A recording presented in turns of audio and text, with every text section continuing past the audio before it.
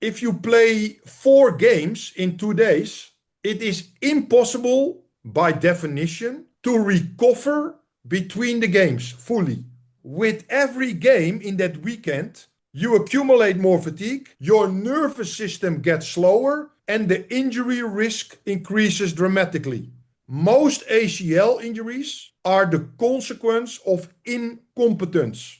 Those players are the victim of the coach because the coach is responsible for the periodization, the planning, preventing the accumulation of fatigue. If somebody is doing fitness tests like you just described, I would first of all ask that person, what is the definition of football fitness?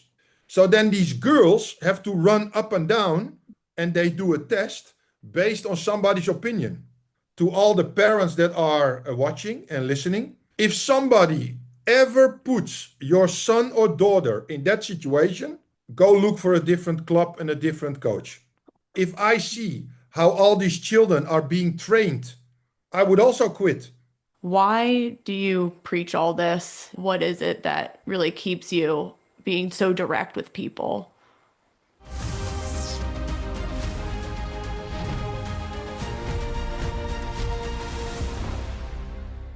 Raymond, welcome to the podcast.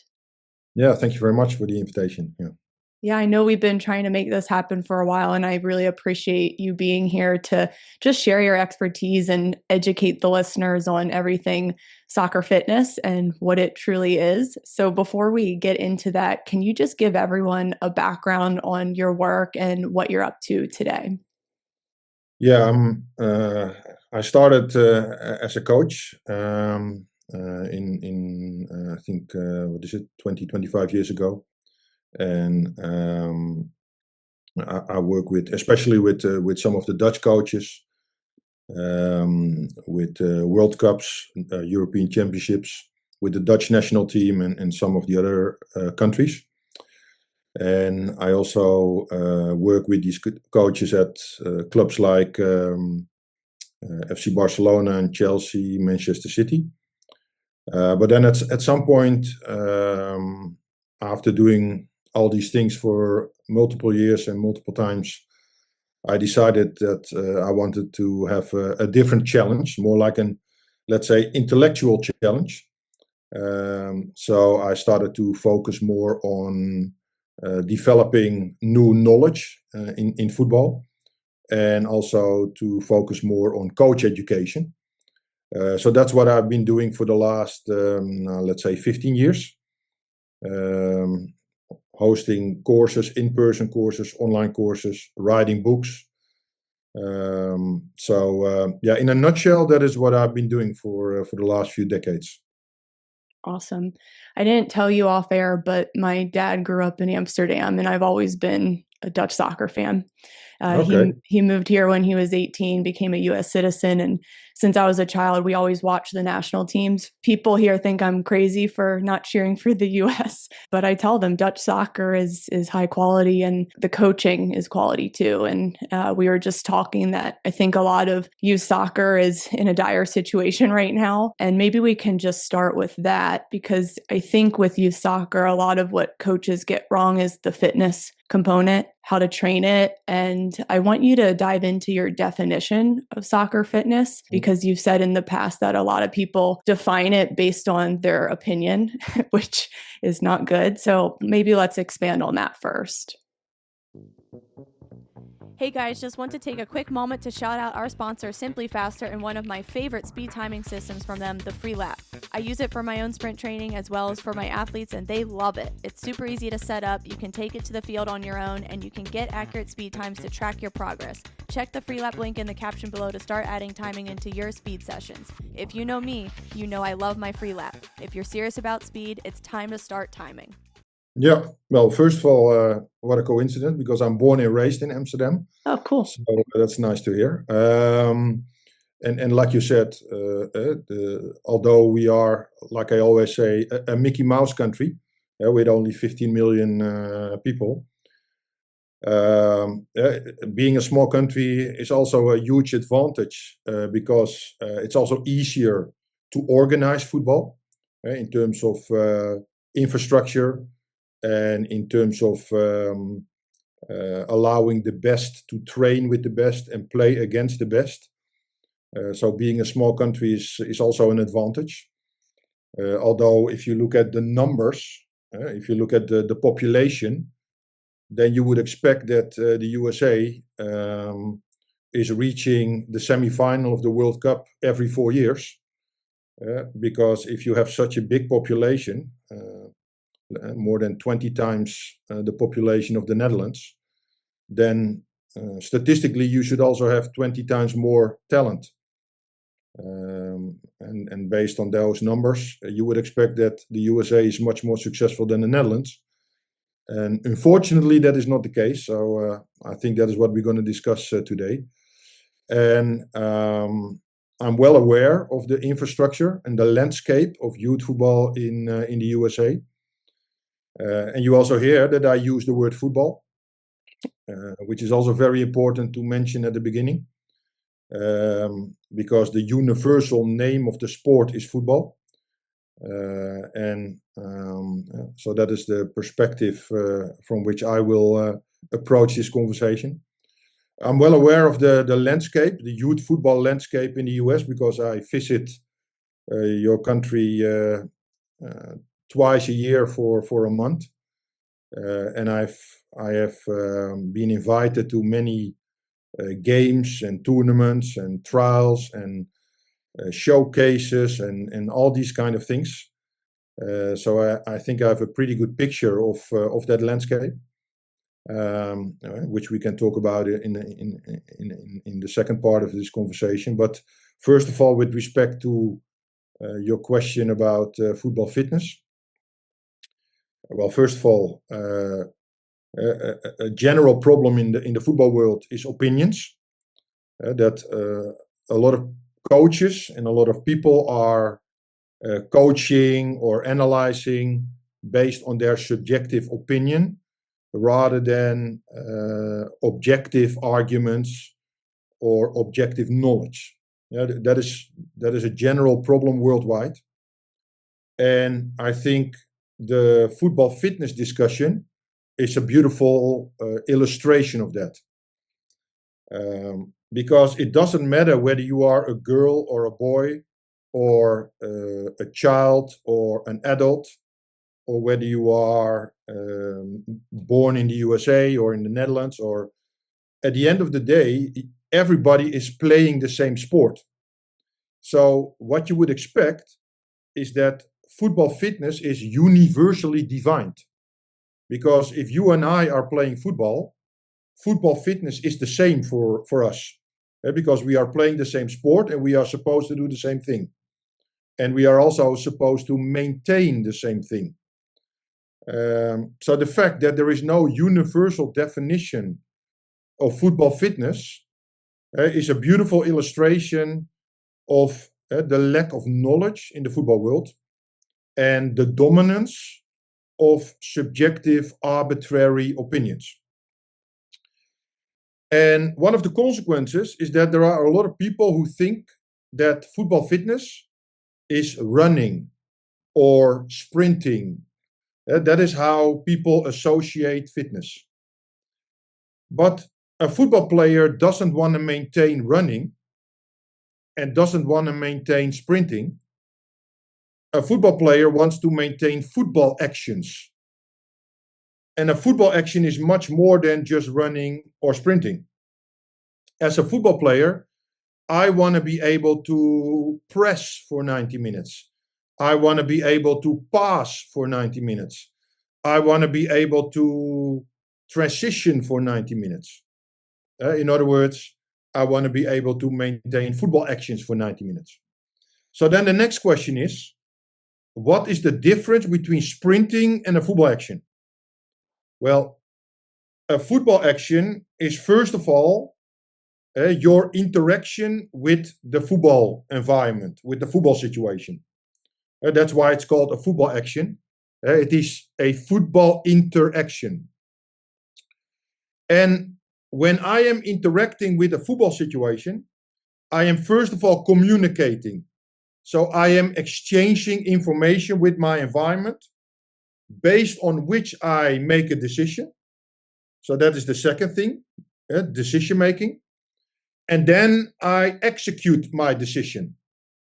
So a football action is communicating, deciding, executing decisions.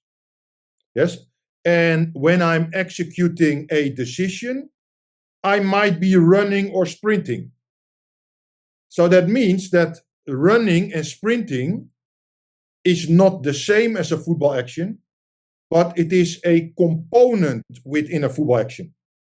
It is the last part. It is the execution part.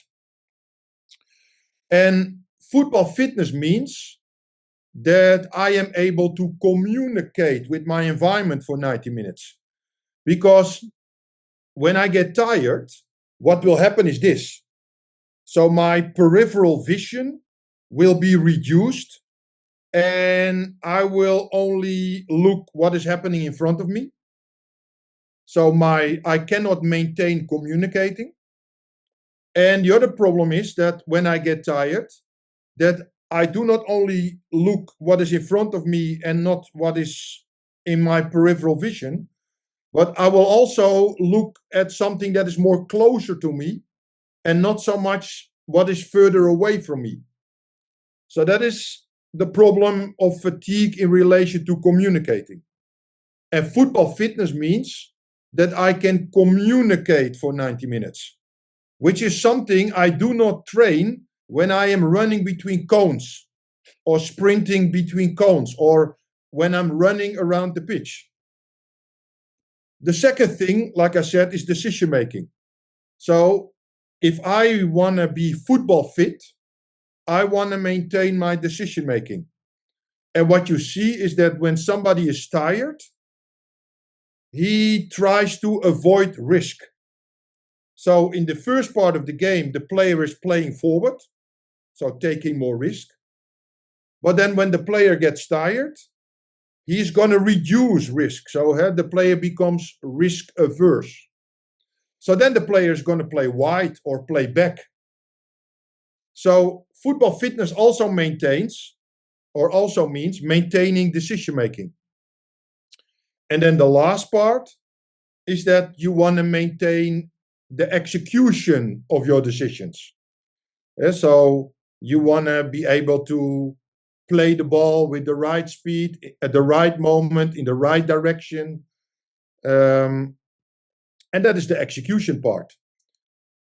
And what is the problem, or what is the reason why people think that sprinting is the same as a football action? That is based on the brain bias. What you see is all there is.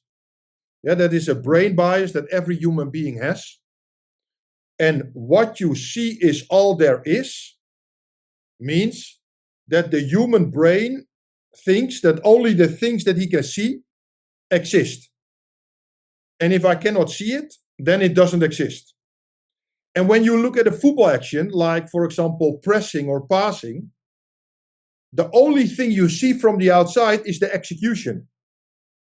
But you don't see the communicating, you don't see the decision making, you only see the execution. So a lot of people in the football world, they think that a football action is the same as the execution. So they only see sprinting or jumping or kicking a ball. But kicking is only the execution part of passing. A passing action means communicating, deciding, executing the decision. So this brain bias is the reason why a lot of people think that running and sprinting is fitness.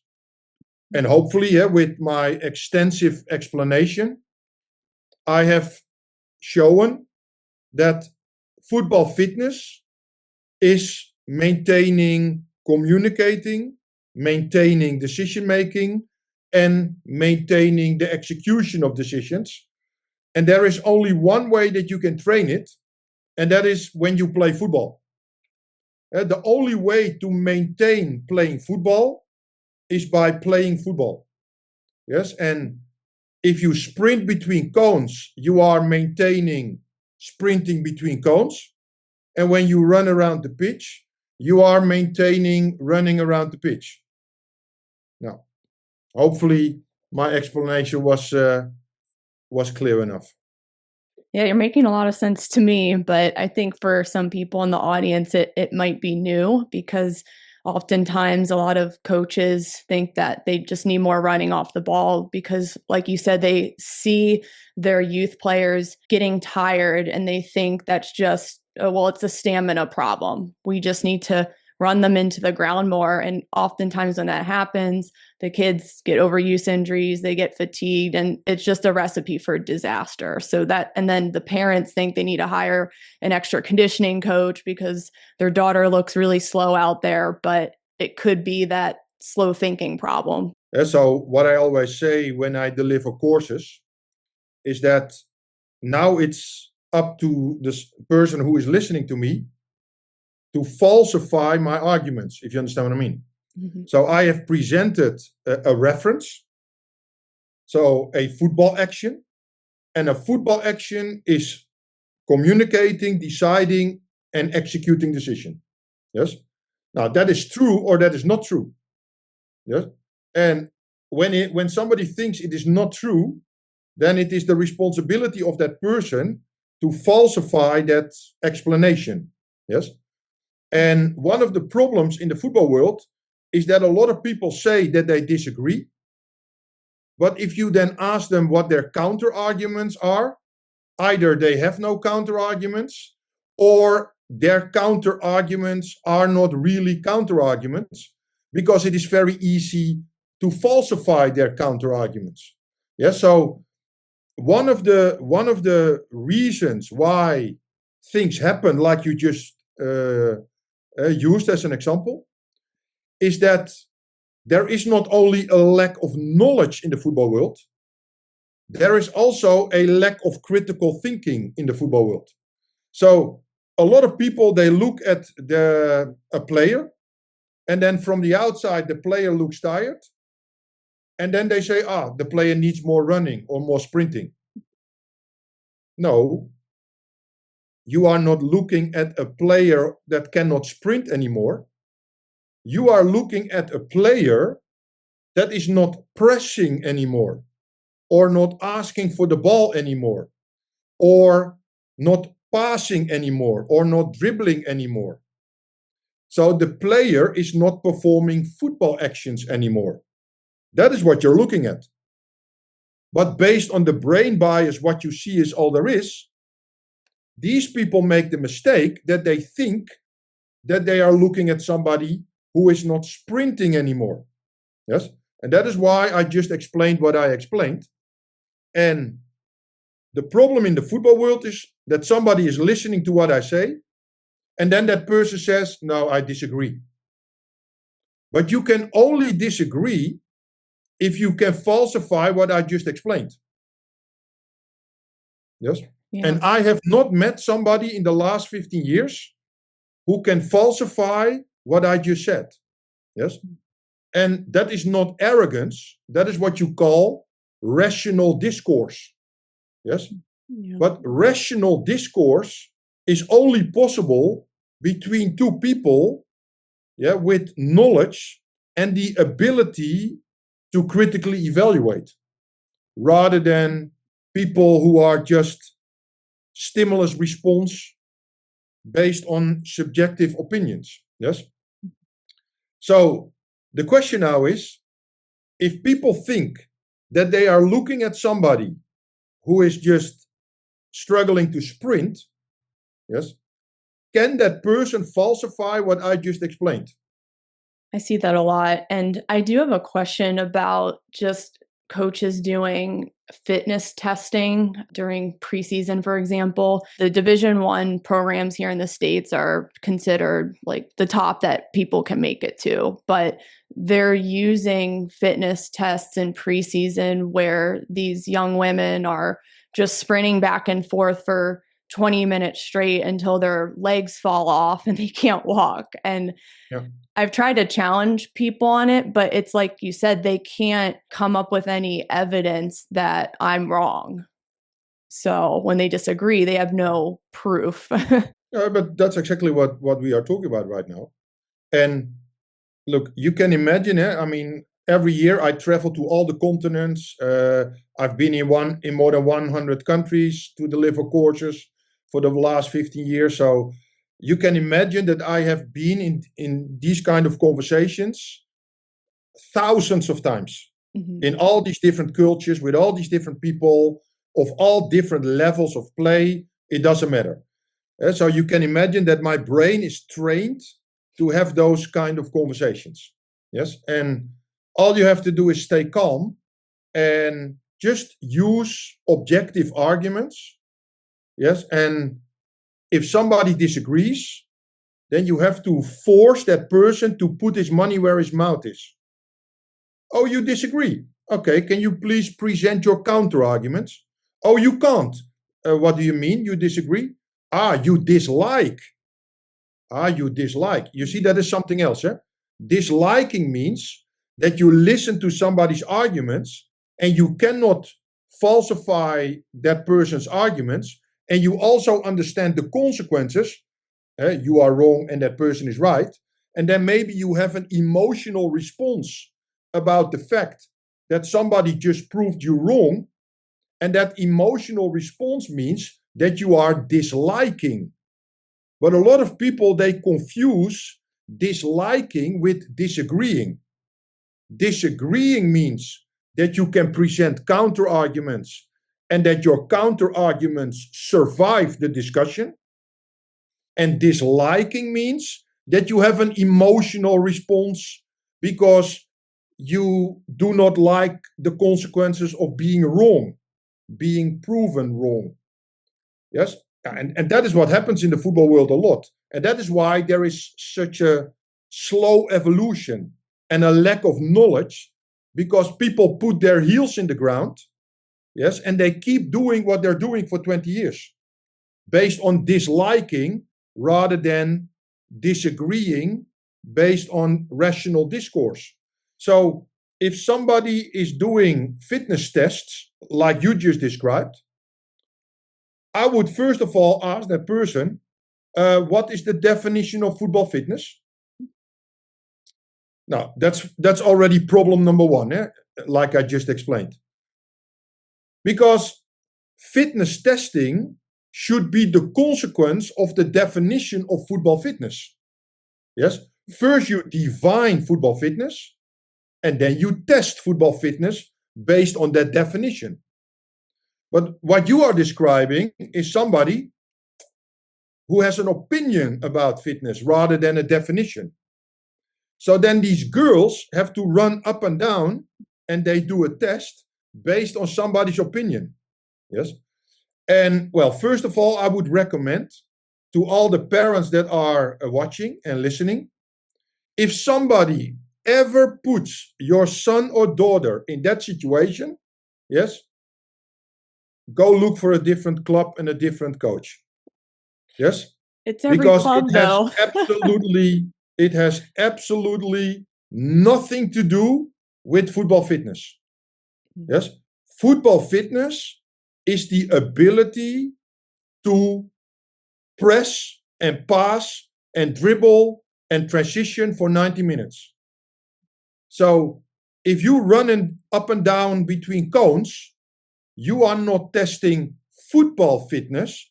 You are testing running up and down fitness, which is something else than football fitness.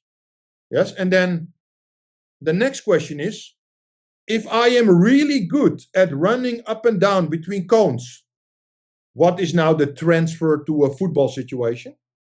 And can you prove that transfer? And my advice to you, if you are in those situations in the future, the burden of proof is not on your dish. The burden of proof, so the responsibility to prove is on the on the dish of the other person. Because if you take football as a starting point and you take the definition of a football action and the definition of football fitness as the starting point, then the person who is deviating from that definition is the one who is responsible for proving the point. Yes? Because you stick to football. The other person is making your daughter running up and down the pitch, which is something else than football. So that means that this person must have very good reasons to do something else than football. Yes? Can you please bring on those reasons? Can you please prove, yes, rock solid proof that running up and down the pitch has anything to do with football? Yes, and then I take my popcorn, yes, when I'm listening to you. But a lot of people make the mistake that if somebody does something else than football, that they are then going to try to falsify the person who is not doing football. No. The person who is not doing football is responsible for proving that not doing football is the best thing instead of doing football. You see? So, do you recognize that it is tempting to make that mistake? Yeah.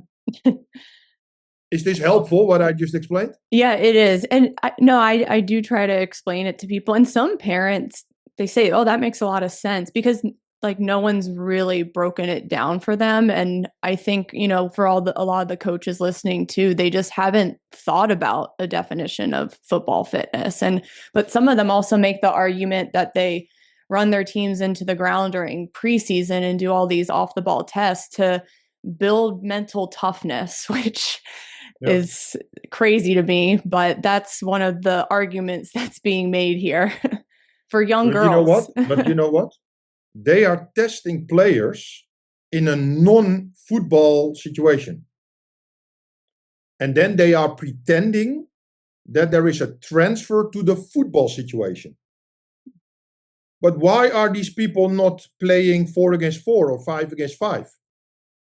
And then at some point, there will be one or more players who are supposed to press, or they are supposed to transition, but they are not doing that anymore. And that is what you want to test. And that is what you want to train. Yes? So if I do 5 against 5 with their players, yes, and when I see that they are not doing anymore what they are supposed to do, so they are not performing football actions anymore, I would then coach them to help them keep performing football actions. Do you understand that I don't have to hope, fingers crossed, that I don't have to hope for a transfer, because I am solving the problem in the football context. So the moment that I see improvement in the football context, there is by definition improvement. But if you train players in a non-football context, and then you see improvement in the non-football context, it is a non-football training effect. And then apparently they are hoping that there is a transfer from a non-football training effect to the football context. Yeah, so that is an assumption. No. But if your players, if your daughter is running up and down the pitch, your daughter is not improving, maintaining, communicating, maintaining peripheral vision. When your daughter is running up and down the pitch, your daughter is not maintaining good decision making. Your daughter is not training to handle risk aversion. When your daughter is running up and down the pitch, your daughter is not improving the ability to maintain passing at the right moment with the right speed in the right direction. Yes? All your daughter is doing is maintaining running. Yes, and then apparently, if you then play football, all of a sudden you have peripheral vision, or all of a sudden the risk aversion disappears, or all of a sudden I can play the ball with the right speed again. Do you understand how ridiculous this sounds? And either it is because of a lack of education, so people are not aware of what I am explaining, or it is a sign of ignorance.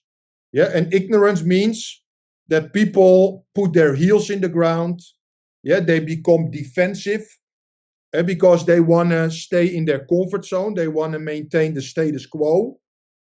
Yeah, they want to keep doing what they have been doing for the last 20 years.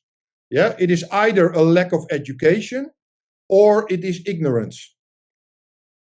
So can we come back to the player who is maybe looking slow out on the field? How can we go into that small-sided game context and help her to speed things up with her decision making? And then when should she maybe work on some things in isolation, or is there an exception to that?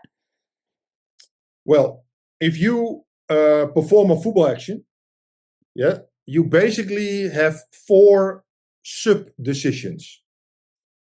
You have to choose your starting position. You have to choose the moment that you do something. You have to choose your direction, and you have to choose your speed. Yeah, so this is a chronological sequence. You have position, moment, direction, and speed. So in football, you need relative speed. In other words, in football, you should not be fast.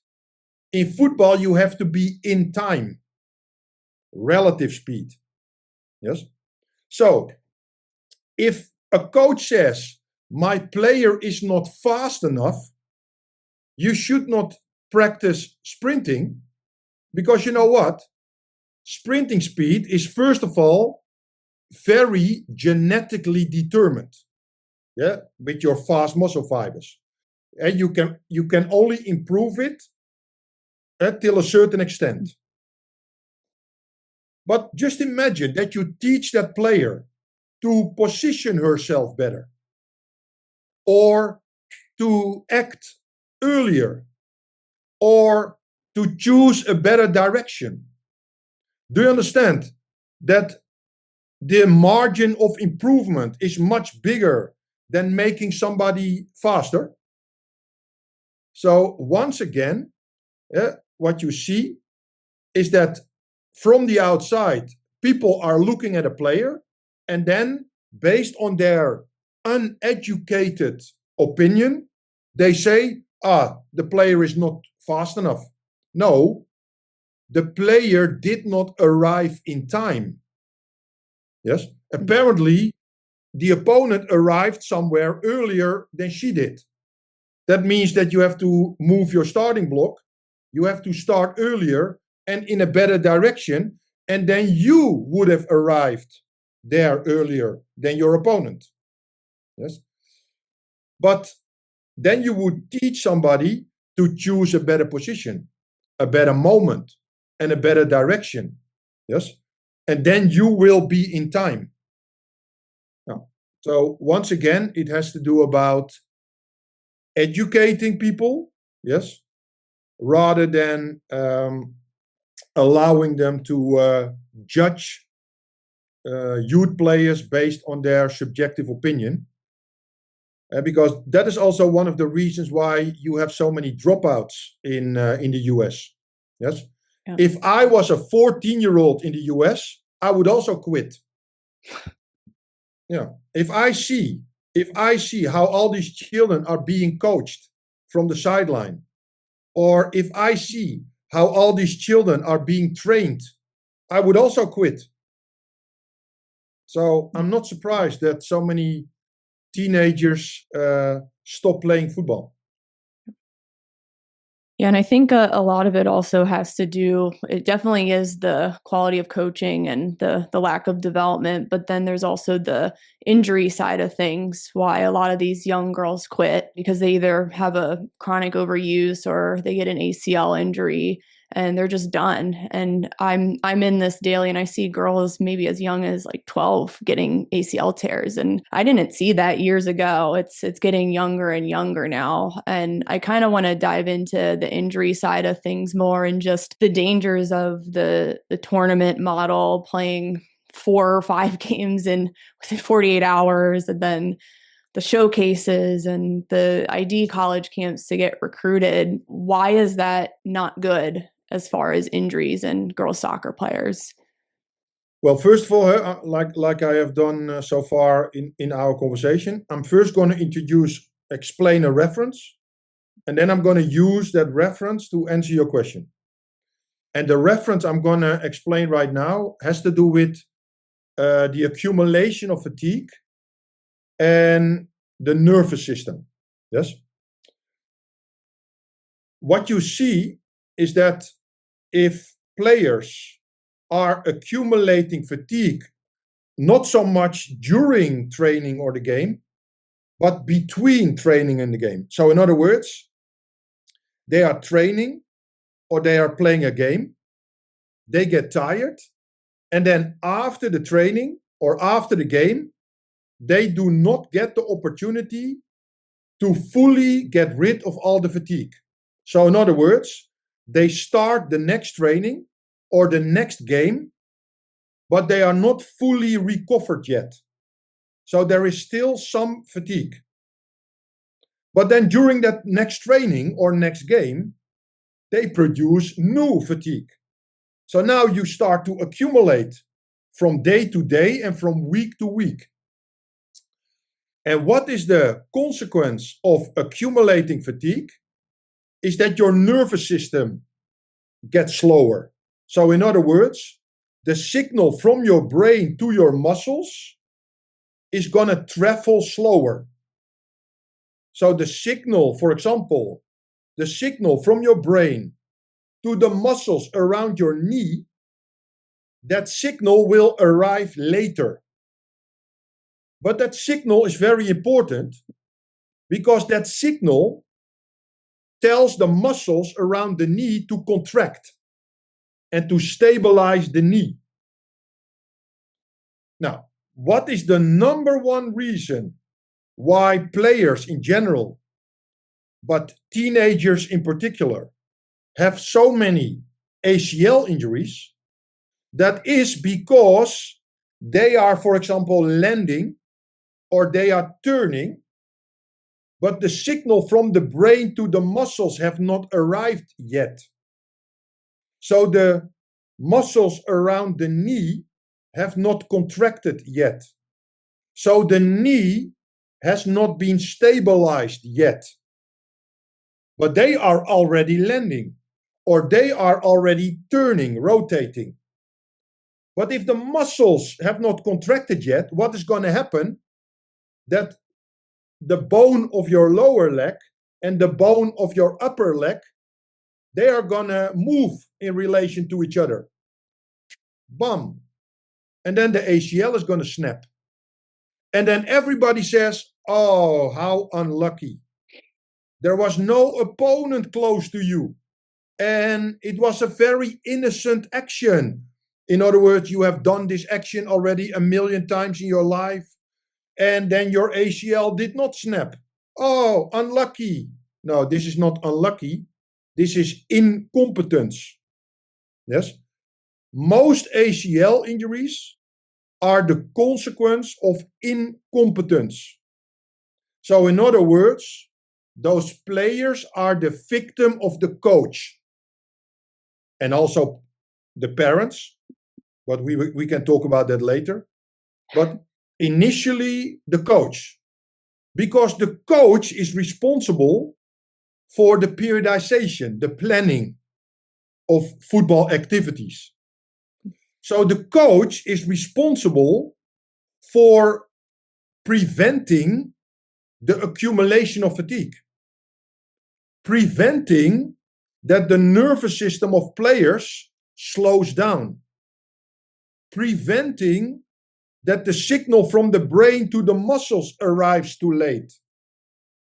In other words, preventing ACL injuries. Yes. So first of all, it is the responsibility of the coach. And a lot of coaches are uneducated in the area of periodization. Yes. And then you have the parents. Yes. Because parents also often, not all of them, but many, think that more is better. They think that if you train more, you improve. Or if you play more games, it is better. No. If you play 4 games in 2 days, it is impossible by definition to recover between the games fully. So that means that in the second game, at the beginning, you are still tired more or less from the first game. And in the third game, you are still tired more or less from the first 2 games. And in the fourth game, you are tired from the first 3 games. So with every game, you accumulate more fatigue. So with every game in that weekend, you accumulate more fatigue, your nervous system gets slower, and the injury risk increases dramatically. So as a result, also parents who think that more is better, or they probably think if we travel 4 hours, it is better to play 2 games than 1 game, because then we have more value for money. Yes. But what these parents should understand is that the more games you play in a short period of time, the more fatigue you accumulate, the higher the injury risk, and the bigger the chance that you have to spend 50 or 60K on the rehabilitation of your daughter. Yes. Yep. And this is from an injury point of view, but also from a performance point of view. Because you know what? If your nervous system gets slower and the signal arrives later at your muscles, your football actions become slower. So when I play the ball to you, my pass will be slower, and my football actions will also become less accurate. So my actions become slower, and my actions become inaccurate. In other words, because of the accumulation of fatigue, I do not only have a bigger chance of an ACL injury, I also have a bigger chance that my performance will drop. So now I look a worse player than I really am. And that is why these tournaments are a joke. These showcases are a joke. Because you know what? After 2 games, you are not playing football anymore. You are playing fatigue ball. It is not football anymore, because it is impossible for these players to show where their 100% is. They are by definition playing at less than 100% because their nervous system has become so slow. So if you are a scout, it only makes sense to watch maybe the first game, maybe the second game, but then you can go home. A lot of them do. Because the third, the fourth, and the fifth game, you do not see anymore how good a player is. Because the player will have less peripheral vision, communicating. The player will have risk aversion, yes, and the player will have a slower nervous system. So, this is a pretty sad picture, but most people in the US, they think that this is normal. Why? Either because people are uneducated, or other people who try to make a lot of money, yes, they try to hide this. And those children are the victim. They are the victim of this utter and utter incompetence. And parents are paying thousands of dollars for increased ACL risk in their young daughter. Yeah, and underperformance. And yeah, exactly. So their child also looks worse. Their child looks slower. And the passing is inaccurate because the daughter should have played the ball to the right foot, but because of fatigue, the ball ends up on the teammate's left foot. So now we lose the ball. And now everybody's looking at your daughter. Oh, maybe she is not as good as I thought. No, she is tired. Yes, and not because she is not fit. Yeah, because that is the next thinking mistake. No, because she is not fresh. Yes. So the next thing we have to discuss is the difference between fitness and freshness. Fitness is your potential. So fitness means how long you can maintain something. Yes. If you are fresh. Yes. But freshness means how tired are you? And just imagine that you are a very fit player. So, for example, you can make 6 actions in 1 minute. That is your fitness. You can make 6 actions in 1 minute. Don't take it literally, people who are listening. This is just a hypothetical example. So somebody is very fit because she can make 6 actions in 1 minute for 90 minutes. And then we have a player with less football fitness. So this player can perform 4 actions per minute. Yes? So player 1 is fitter than player 2. But now look at this. Player 1 has a football fitness of 6 actions per minute. But player 1 is very tired because of ridiculous planning of training and ridiculous planning of games. So she has accumulated a lot of fatigue in the last week. And thankfully, she has not torn her ACL yet. But because of that fatigue, in the game, she is only performing 3 actions per minute. You know what people from the outside are going to say? Oh, she's not more fit. Running. Yeah, she's not fit. No, she is not fresh. She is very fit because if she is rested, she can perform 6 actions per minute. But she is not fresh. And then player number 2. Player number 2 can only perform 4 actions per minute. So her fitness, her potential is lower than player 1. But you know what? Player 2 is totally fresh. So not tired at all. So this player is performing 4 actions per minute. You know what people from the outside are now going to say? That player number 2 is fitter than player number 1. No. Again, an uneducated opinion. Player number 1 is fitter because she can perform 6 actions per minute. But player number 2 is fresher. Her freshness is higher. So also parents and coaches should understand the difference between fitness, your potential, in other words, what can I do if I am not tired, and your freshness. And you know what is even worse? Like you already mentioned 1 minute ago.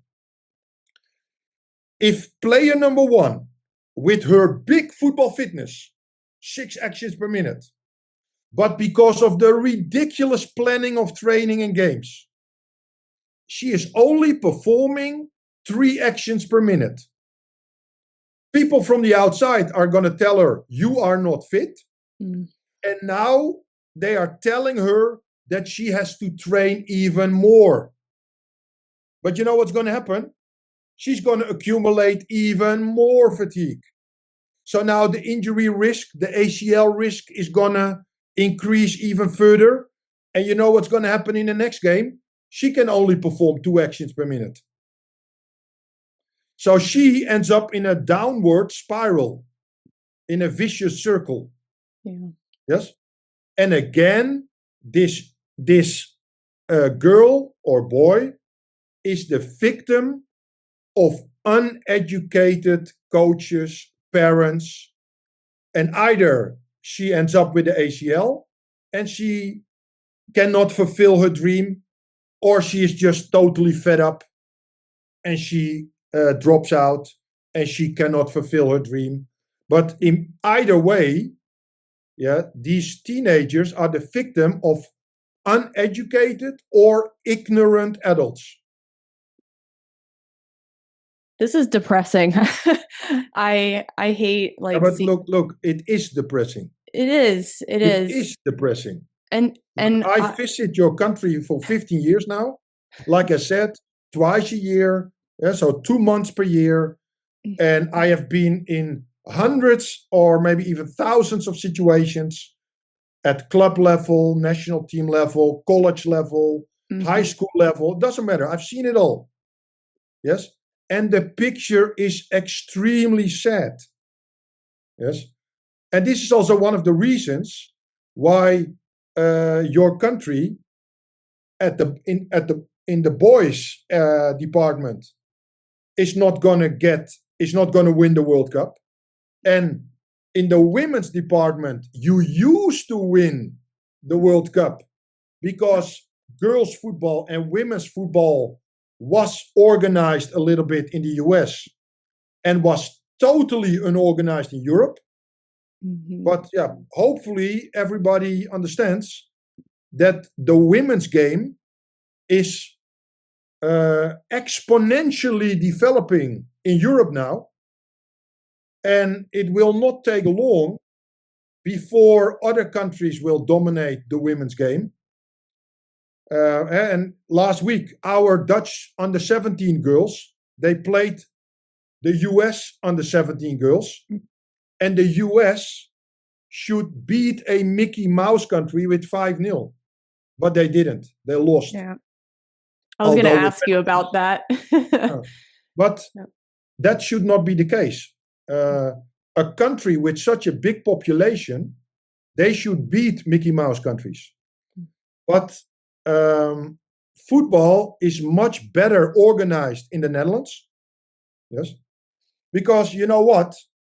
And that is another red flag. Youth football in the US is more about making money than about talent development. Yes. I always call youth football in the US modern child slavery. Yes. And it doesn't sound nice, but that's not the point. The point is whether it is true or not. And youth football in the US is run by people whose decisions are primarily guided by how can we generate even more money. So can we organize another tournament? Yeah. So in other words, even more accumulation of fatigue. Or can we organize tournaments with even more teams? In other words, even more games in one weekend.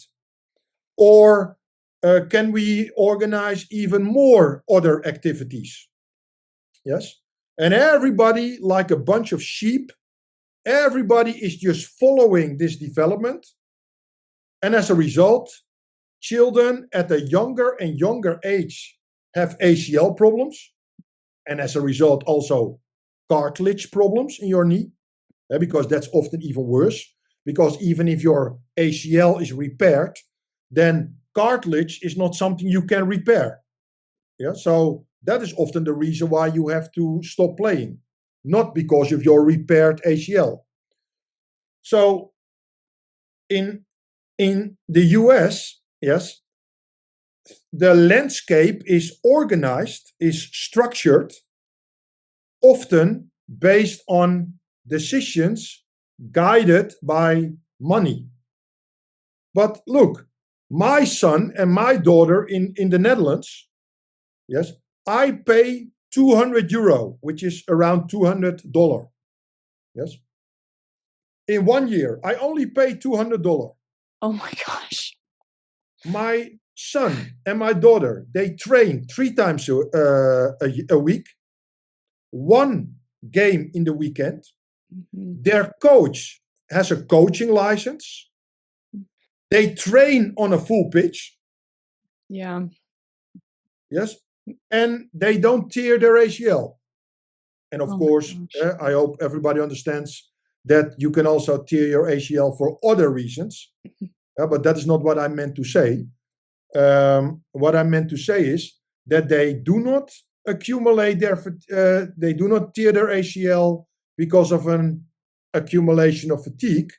So that is why a Mickey Mouse country like the Netherlands is able to produce so many good players. Yes, and why we reached the semi-final or even the final in 3 out of the last 5 World Cups. Yes, is because of youth football being guided by decisions based on talent development. Yeah, youth football in the Netherlands is not about money. Communities of people, they run the club based on volunteers. Yes, and you pay $200. Yeah, because of all the expenses that are unavoidable. Yes, but in the US, yeah, youth football is not about talent development. Yeah, that's what people tell parents. Yeah, that is what they try parents to believe. But it's not about talent development. Yeah, and obviously there are exceptions. Don't get me wrong, but in general, in the US, it is about money. Yes, it's a money-driven environment and not a talent development-driven environment. And the only way that you can solve it, besides educating the coaches, is educating the parents. Yes, with simple examples, like I have tried to give. And maybe the last example that I can give is, because that is also one of the things you wanted to discuss, is spikes in workload. Yeah, and that especially plays a role. For example, when a player goes to a higher level, yeah, from a local club to a regional club, or from high school to college, or from college to the professional league, or it doesn't matter, it can be anything. Try to visualize when you are running on a treadmill. And again, it's a metaphor, so don't take running on a treadmill literally. Because running on a treadmill itself has nothing to do with football, like I explained in the beginning of our conversation. So again, don't take it literally. It's a metaphor. Try to think you are running on a treadmill, yes, and you are running at 6 miles per hour or 10 kilometers per hour. And let's say that after 30 minutes, you are exhausted, so you have to stop. So the intensity is 6 miles per hour, and the volume is 30 minutes. Okay. Now, next week, you're going to run on the treadmill again. But instantly, you increase the intensity. Instead of 6 miles per hour, you are going to run at 10 kilometers or 10 miles per hour. Can you instantly maintain that for 30 minutes as well? No. If you can maintain 6 miles per hour for 30 minutes, and then instantly you make it 10 miles per hour, you cannot maintain that also for 30 minutes. So you probably can maintain that maybe for 20 minutes. Yes? In other words, if the intensity goes up, the volume goes down temporarily. And then maybe the next time you can maintain 10 miles per hour for 21 minutes, and then later for 22 and 23. And then maybe after 1 year, you can maintain the higher intensity for 30 minutes again. Yes. So in other words, if the intensity increases instantly, you cannot immediately adapt. So in other words, and I hope everybody who is listening recognizes that the harder, the faster you run, the earlier you will get tired. Yes. So in other words, if the intensity goes up, the volume, maintaining, goes down.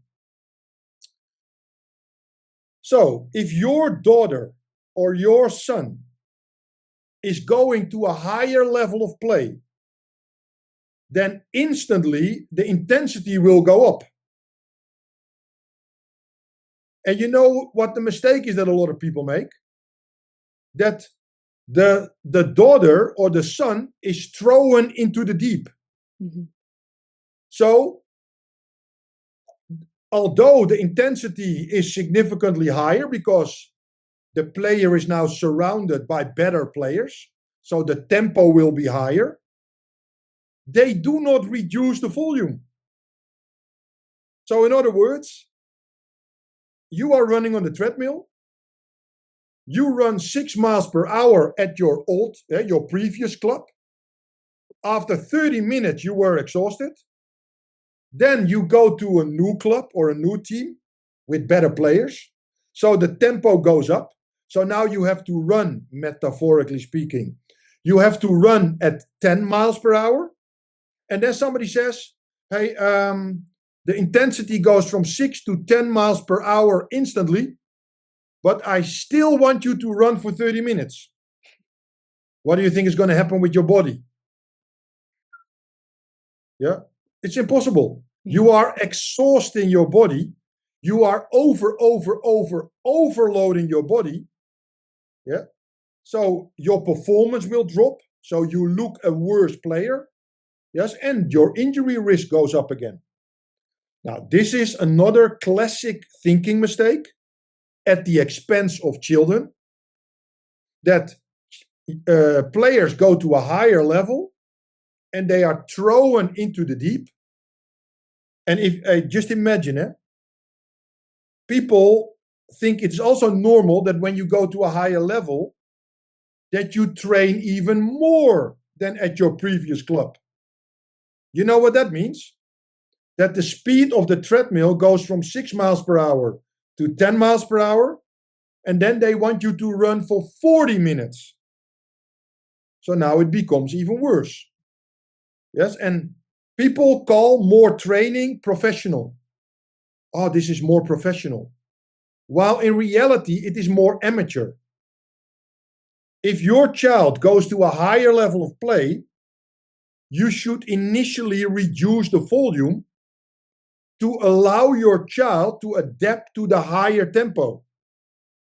And then once your child can handle the higher tempo, then gradually you can increase the volume again.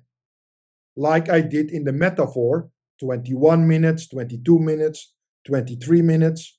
Yes, eventually 30 minutes. So, what is this thinking mistake based on?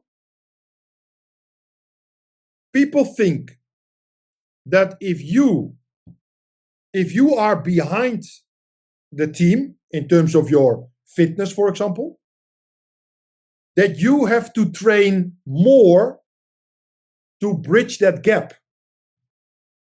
Yes. And the thinking mistake they make is that they think that you have to train more than the team. No. You have to train more than yourself last week. Remember? 21 minutes, 22 minutes. So if you are less fit than the team, you have to train less than the team. But you have to train more than yourself last week. And next week you train more. 21 minutes, 22, 23, 24. And then at some point, you can train the same amount as the team again. Just like you do in rehabilitation. You start here, and then gradually you bridge the gap with the team.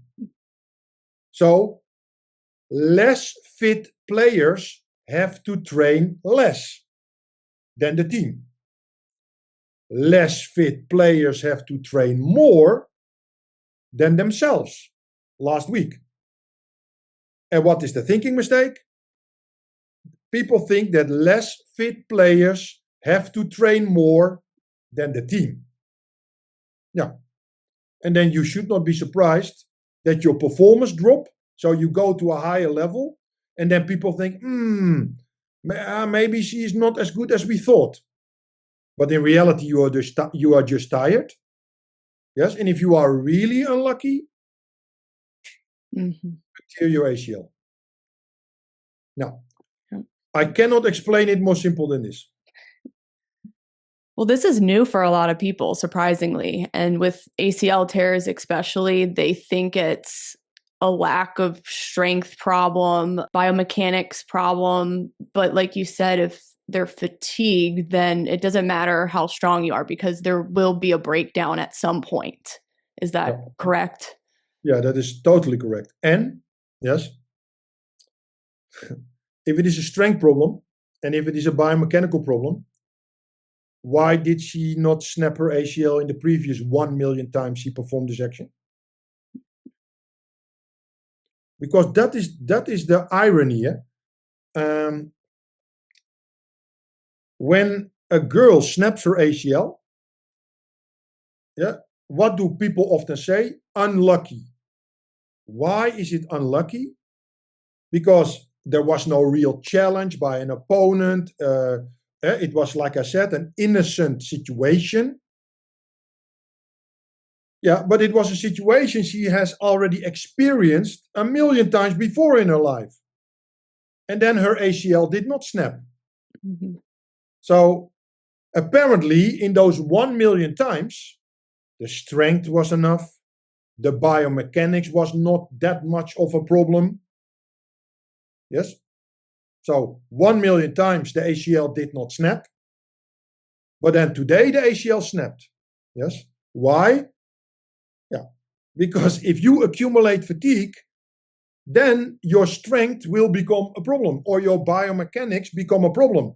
But not because the biomechanics itself are the problem, but because the fatigue amplifies a biomechanic situation or a strength situation. You see?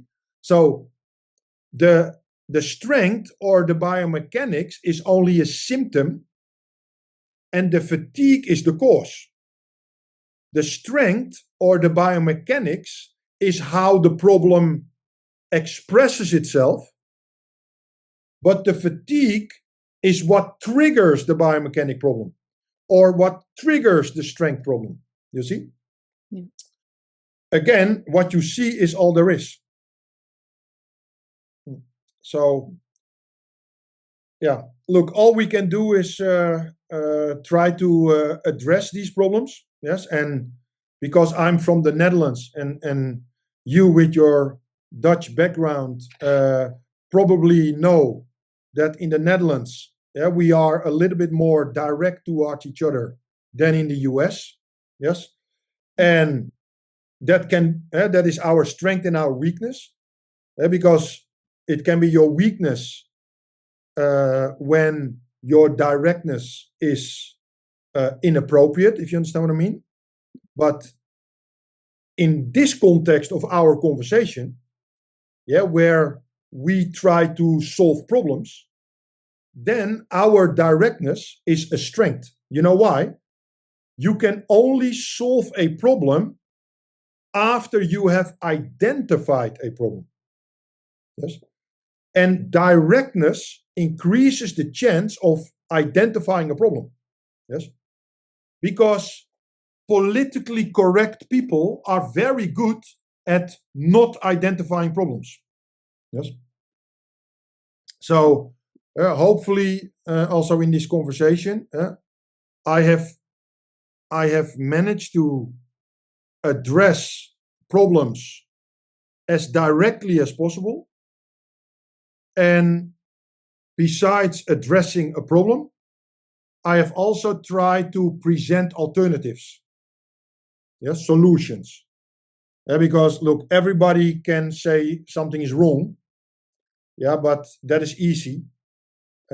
If you try to falsify something, then it is also your responsibility to present alternatives.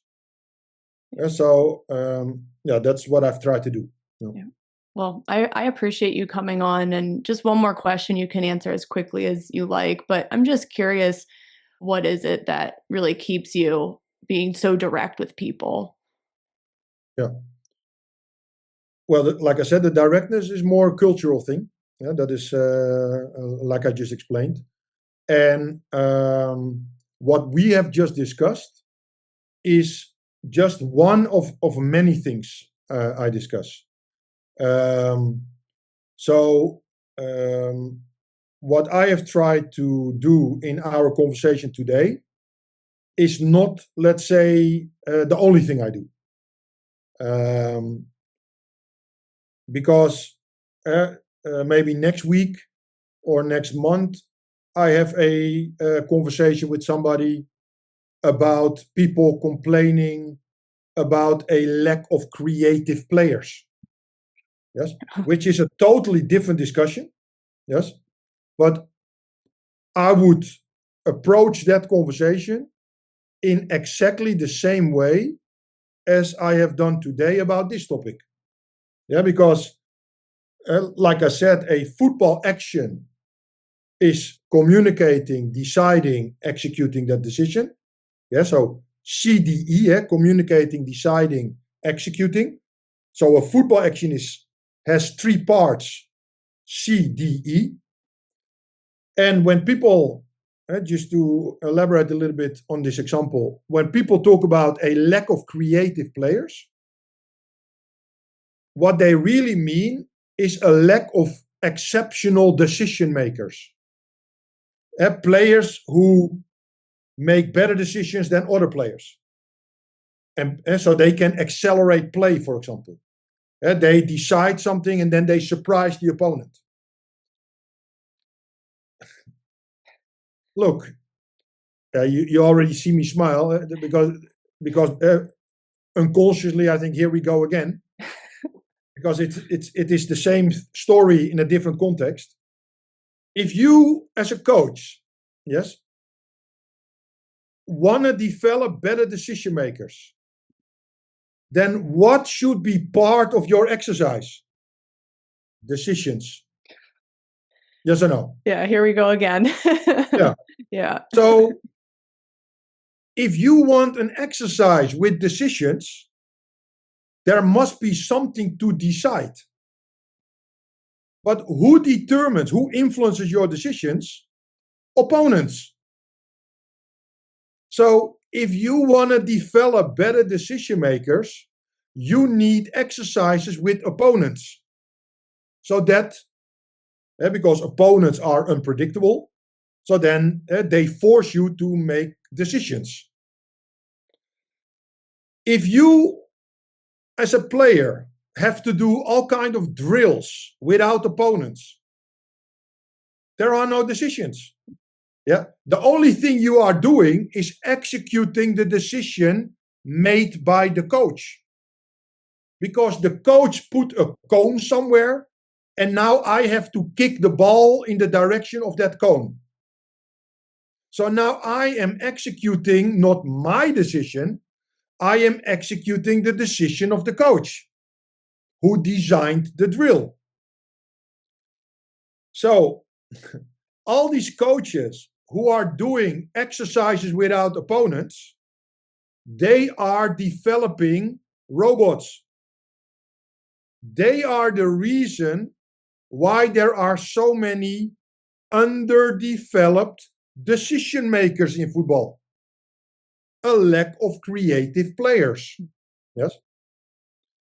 And then all these coaches say, but if there is an opponent, we cannot practice passing. In other words, kicking the ball. Because if there are no opponents, you are not performing the football action passing, because there is no decision, so there is no football action. You are just kicking the ball. And a few years ago, there was a big convention in the US, and I did a practical session.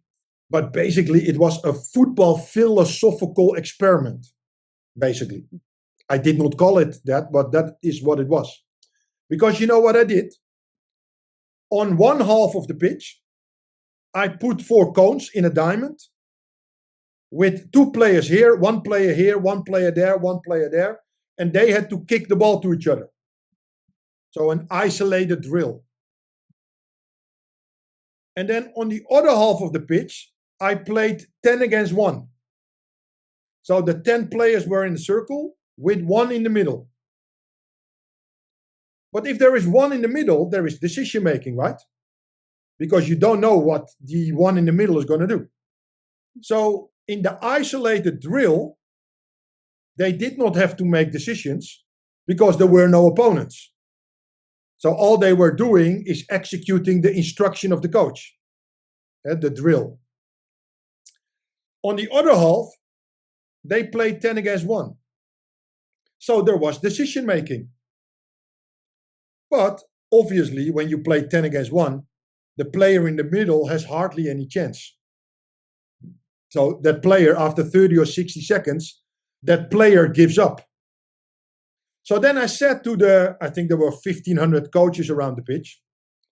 I said to the coaches, I said, this 10 against 1, when they are playing the ball to each other, is that overload or underload? Yeah. In other words, is it easy or is it hard? So they said, yeah, it's too easy. Yeah, so for the 10 players, it was too easy to play the ball when there was only 1 opponent. And then I had them checkmate. Because you know what was the next thing? Okay, so if you play the ball to each other with 10 and there is only 1 opponent, it is too easy. So let's take out the opponent. Let's do isolated drills. Do you understand that? That is what you call checkmate. That's good. And that is why I called it a football philosophical experiment.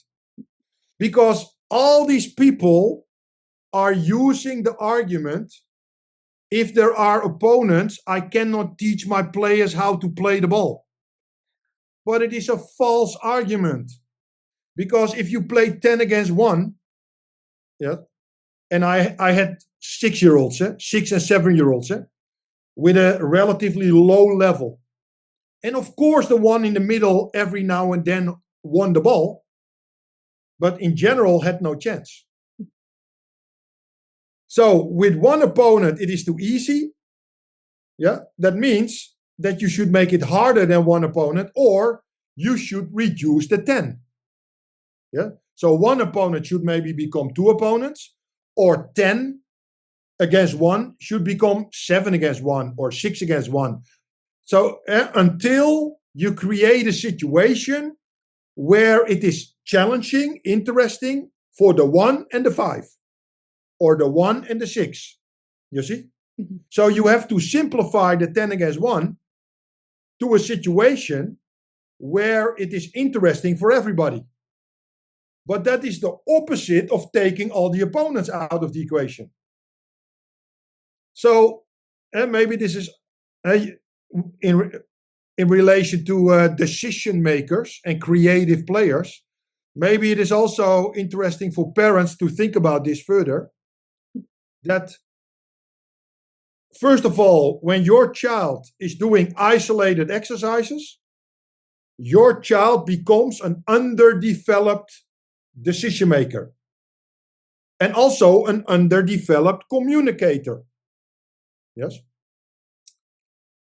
And secondly, if somebody ever says to you that your child should do drills without opponents because otherwise your child will not learn to play football.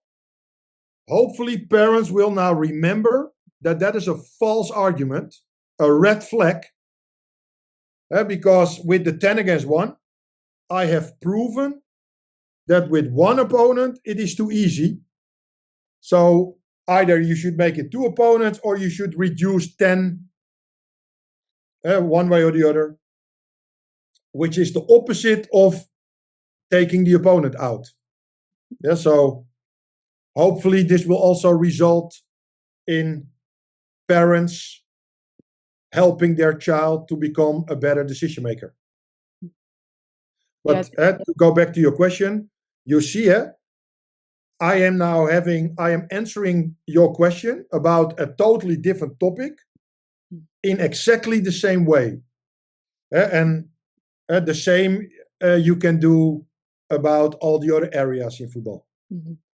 Oh, I love it. This has been brilliant. And I know the parents listening will really enjoy this conversation, and they might even consider moving out to the Netherlands, because the expenses you're paying they're going to be really jealous of, because it's like $6,000 a year here. I've heard $10,000 for some. It's out of control. So you might be seeing some people come over, Raymond.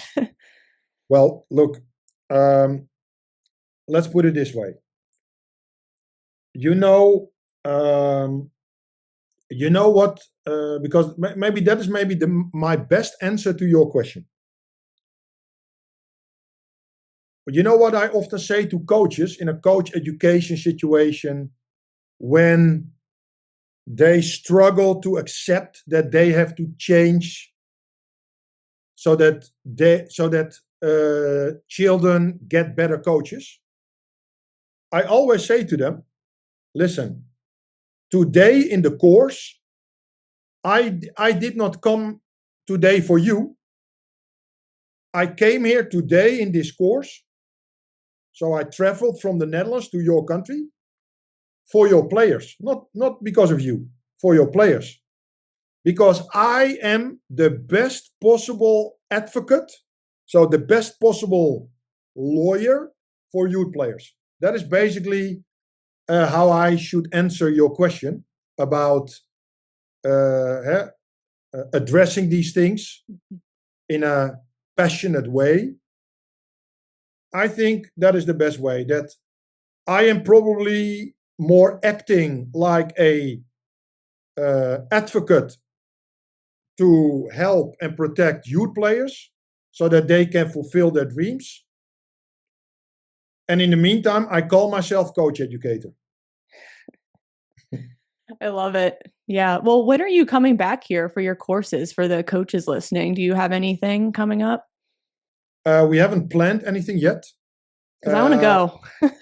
No, but on our website, fcevolution.com, so football coach evolution, fcevolution.com. We always announce these courses in advance. And what pops up now because of your question is that what I'm currently working on is a booklet for youth players and parents, in which I am going to explain around 50 topics like this. And we also going to develop online content in relation to that, because youth players are more visual and online rather than reading books. So we are developing both.